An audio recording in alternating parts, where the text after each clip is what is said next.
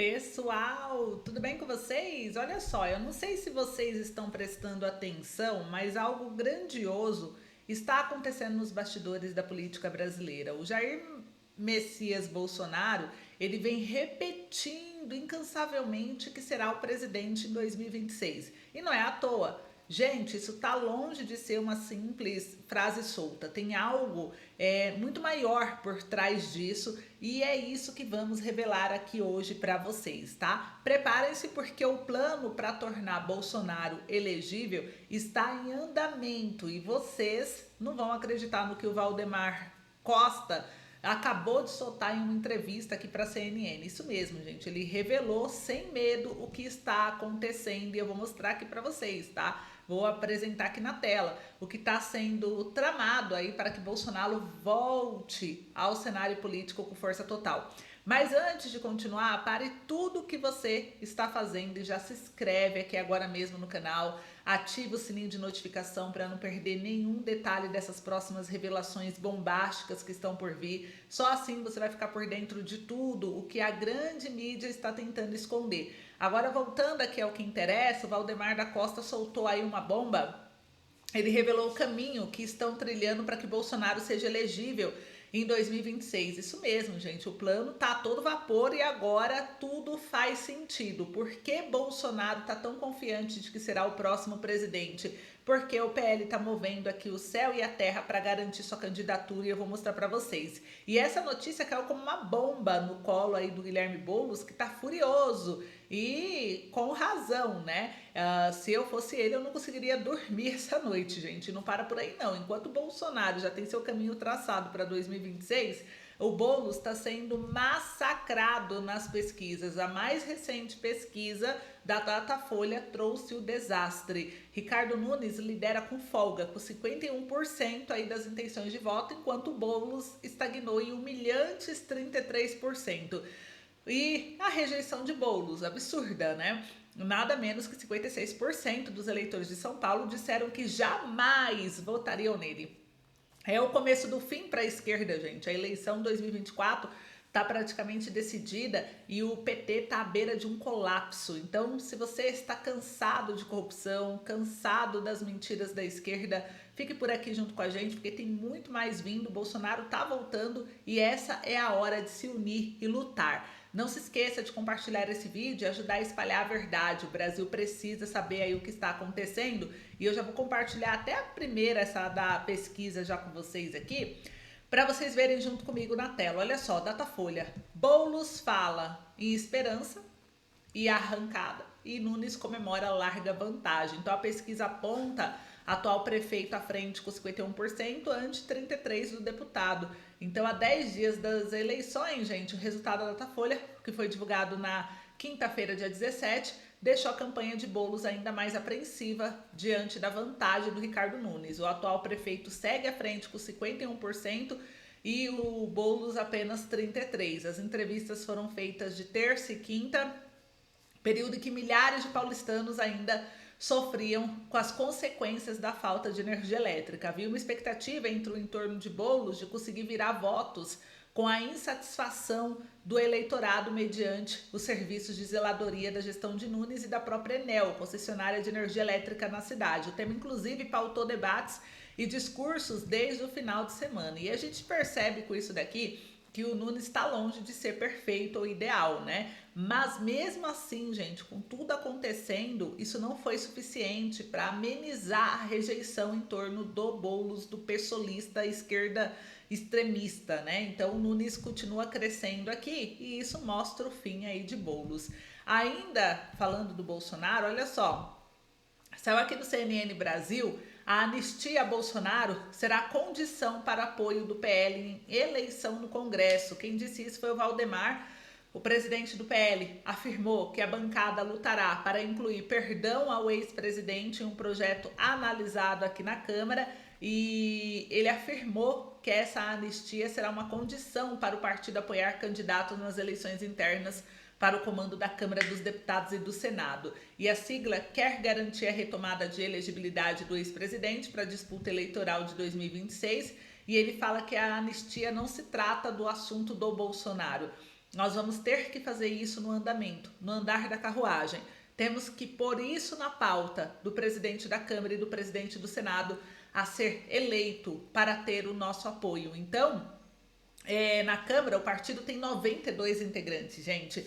É a maior bancada partidária da casa. No Senado, são 14 congressistas do PL. As eleições serão realizadas em fevereiro de 2025, né? Então, está próximo, mas as negociações de apoio para a sucessão de Arthur Lira na Câmara e Rodrigo Pacheco no Senado já movimentam o Congresso, porque, conforme vocês viram, o chamado projeto de anistia que está em análise e aguarda a votação na CCJ, o texto perdoa quem participou, fez doação ou apoio por meio das redes sociais à manifestação do dia 8 de janeiro e, segundo Valdemar, a proposta ainda não contempla Bolsonaro, mas a bancada vai lutar para fazer ajustes no texto, porque Bolsonaro foi condenado pelo TSE em julho do ano passado e está inelegível até 2030. E para o presidente do PL, a reversão da inelegibilidade ainda pode ser questionada no Supremo Tribunal Federal, mas seria mais fácil por meio de uma decisão do Congresso sobre a anistia. Então eles vão convencer a Câmara e o Senado, inclusive, que para apoiar essa sucessão na Câmara e no Senado, somente se darem aí o perdão, né, colocarem em votação o perdão da anistia ao Bolsonaro e aos manifestantes do dia 8 de janeiro. O que vocês acharam dessa jogada aí do PL? Porque o PL é um dos partidos, né? Existem os outros partidos de direita que também apoiam aí a ala conservadora. Então, somando, eles podem conseguir maioria e aprovar isso. E esses sucessores, tanto do Rodrigo Pacheco quanto do Arthur Lira, precisarão de apoio. Então é uma jogada bem interessante e vamos ver os resultados aí nos próximos dias. Agora, uma outra notícia também que eu quero trazer aqui para vocês, gente, mais grave ainda, olha só. Deputado, saiu no jornal Metrópolis, como vocês estão vendo aqui na minha tela, deputado aponta pedalada de 3 bilhões de reais de Lula e cobra TCU. Em um ofício enviado ao TCU, o deputado da oposição questiona legalidade de pagamentos a estudantes feito pelo governo Lula. Então, o Tribunal de Contas recebeu um ofício assinado pelo deputado Sanderson, ele é do PL, cobrando apuração sobre o pagamento de 3 bilhões de reais a estudantes por meio do programa Pé de Meia do governo Lula. O parlamentar acusa o presidente de ter praticado pedalada fiscal ao realizar os repasses sem previsão orçamentária e sem aprovação do Congresso, gente. De acordo com o ofício enviado por Sanderson, Lula havia vetado um artigo da lei que criou o programa Pé de Meia, no qual era prevista a vinculação dos pagamentos à aprovação de uma lei específica com previsão orçamentária. O veto do presidente, porém, foi derrubado pelo Congresso e o trecho da lei citada pelo deputado afirma que o Poder Executivo deverá compatibilizar a quantidade de incentivos financeiros de que se trata essa lei de estudantes que os recebem com as doações orçamentárias existentes. Então, ignorando a derrubada desses vetos pelo Congresso, o governo federal, por intermédio do Ministério da Educação, continua realizando o pagamento do benefício aos estudantes sem que os valores constem na lei orçamentária. O último pagamento, inclusive, ocorreu na semana do primeiro turno das eleições municipais desse ano, de Sanderson aí no documento. E o deputado argumenta que, ao descumprir o ordenamento jurídico, Lula teria realizado a manobra fiscal conhecida como pedalada, a mesma que levou ao impeachment de Dilma em 2016. O requerimento foi distribuído por sorteio ao ministro Augusto Nardes, que também relatou o caso envolvendo a ex-presidente. Sanderson alega que Lula teria descumprido a lei de responsabilidade fiscal e o artigo 26 da Constituição Federal, que estabelece que o repasse de recursos para pessoas físicas ou jurídicas deve ser autorizado por lei específica e atender às condições orçamentárias. Gente, vamos falar sobre esse assunto, porque isso daqui é um assunto grave e é um assunto que tem que ser discutido, tem que ser aí debatido, porque olha só o que aconteceu, né? Quando a gente olha isso daqui, o Lula está enfrentando sérias acusações de ter cometido a pedalada fiscal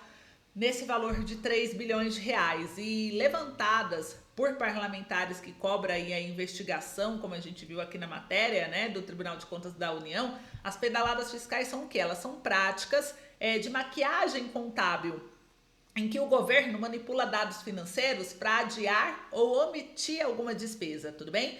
E isso, o intuito é o quê? É melhorar artificialmente a situação das contas públicas. Essas práticas já resultaram em processos do impeachment do Brasil, como foi no caso da ex-presidente Dilma Rousseff em 2016. Foi justamente por esse motivo e o Lula voltou a repetir. Além das denúncias de pedalada fiscal, o governo tem sido criticado, né, por incluir programas sociais em sua agenda, sem prever adequadamente os recursos no orçamento, criando uma situação de instabilidade nas contas públicas.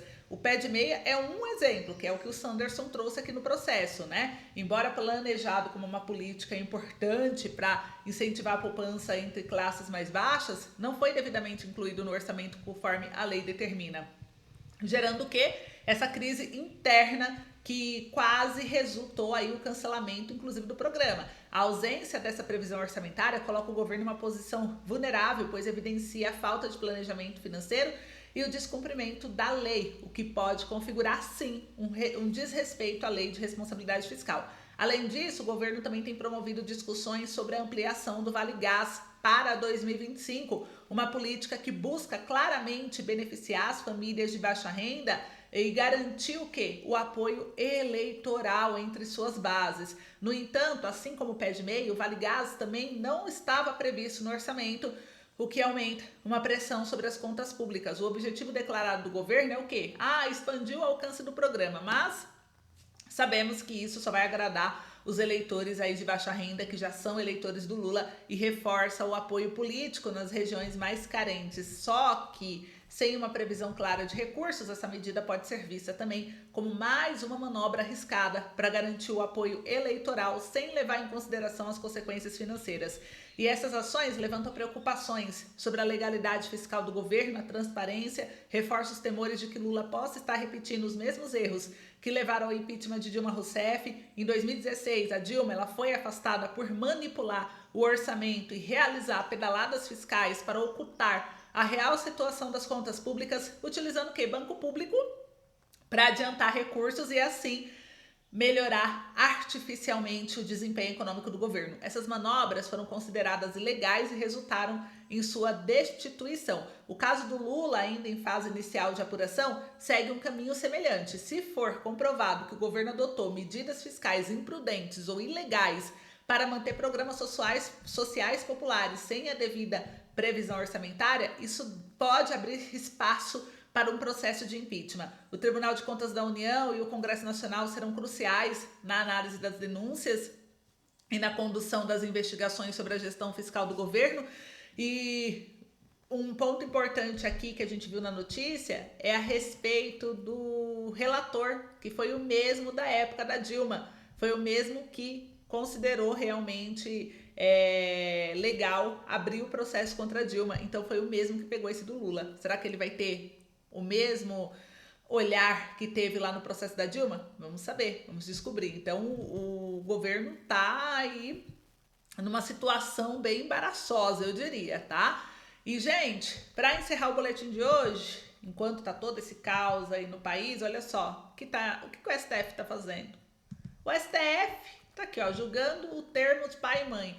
Voltou o assunto, Jornal Poder 360, ministros vão discutir a adequação do formulário do SUS para incluir novas configurações familiares. Então, o STF retoma o julgamento sobre a substituição dos termos pai e mães, novamente, né?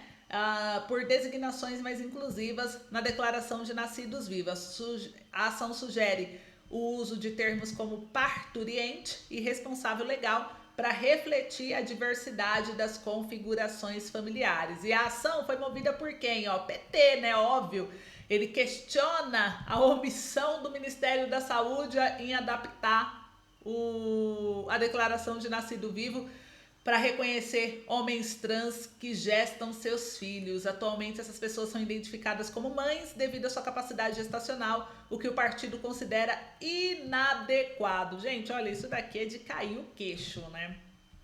Pelo amor de Deus, eu quero saber aí a opinião de vocês relacionado a isso. Mas a gente percebe claramente a intenção da esquerda, do STF, em relação a tudo isso, né? É muito claro, fica muito claro, pelo menos para mim, essa decisão, essa implicância, o julgamento em curso aqui no STF sobre essa possível substituição dos termos pai e mãe nos formulários de Sistema Único de Saúde, que é o SUS, é mais um exemplo de como decisões judiciais podem interferir em valores profundamente enraizados na sociedade brasileira. A discussão gira em torno da substituição dos termos por expressões neutras como responsáveis legais, visando incluir e atender a diversidade de arranjos familiares, o que tem sido fortemente impulsionado por setores aí da esquerda e movimentos identitários. E esse julgamento não se trata apenas de um ajuste burocrático, ele simboliza uma questão cultural e ideológica muito maior, gente. É o que reflete a tendência de uma ala progressista de buscar reformular o entendimento de conceitos que sempre fizeram parte do tecido social tradicional. A substituição de pai e mãe por termos neutros não é uma simples questão de inclusão. Para muitos, ela representa uma tentativa de desconstruir pilares fundamentais da família, como a identificação clara das figuras paternas e materna, algo que vai além de uma questão linguística. A decisão do STF considerar essa mudança já sinaliza uma ingerência judicial em temas que deveriam ser amplamente debatidos pela sociedade, por seus representantes eleitos. A imposição de novas normativas que impactam a estrutura familiar sem uma ampla debate público é uma postura que alimenta a percepção que o Supremo age de forma ativista, superando o seu papel de guardião da Constituição, que se torna um agente de transformação social alinhado a uma agenda política, né, progressista. E a ala esquerdista, por sua vez, celebra essa movimentação sob a bandeira de inclusão e diversidade, mas acaba ignorando o fato de que essa intervenção judicial pode causar uma ruptura com o que a maioria da população ainda considera valores tradicionais. Então, famílias compostas por pai e mãe representam a maior parte da sociedade brasileira. E essa tentativa de neutralização dos papéis familiares tradicionais não se encaixa na realidade e no desejo da maioria dos cidadãos. É importante destacar que a inclusão de diferentes tipos de família no sistema de saúde, em outros contextos, pode ser alcançada sem que haja uma eliminação ou uma substituição dos termos pais e mães e que tem um significado cultural, emocional e até jurídico profundo. A diversidade familiar ela é reconhecida no Brasil de várias maneiras e formas alternativas de abordar essa questão poderiam ser adotadas sem apagar os termos tradicionais. Além disso, esse tipo de medida tende a ampliar a polarização já presente na sociedade brasileira. O STF, ao encampar temas sensíveis como esse, corre o risco de se distanciar da função de ser um mediador imparcial aí das leis, né, para se tornar um protagonista em disputas ideológicas, e isso fragiliza a confiança que a população deposita nas instituições, visto que o tribunal acaba sendo visto como alinhado e determinadas correntes políticas e ideológicas, em vez de ser um árbitro neutro e independente. Então, gente, essa é a minha opinião. Eu quero saber de vocês. Comentem aí pra mim. Esse foi o vídeo de hoje. Espero que tenham gostado. Obrigada. Um beijo, se cuidem. Até logo.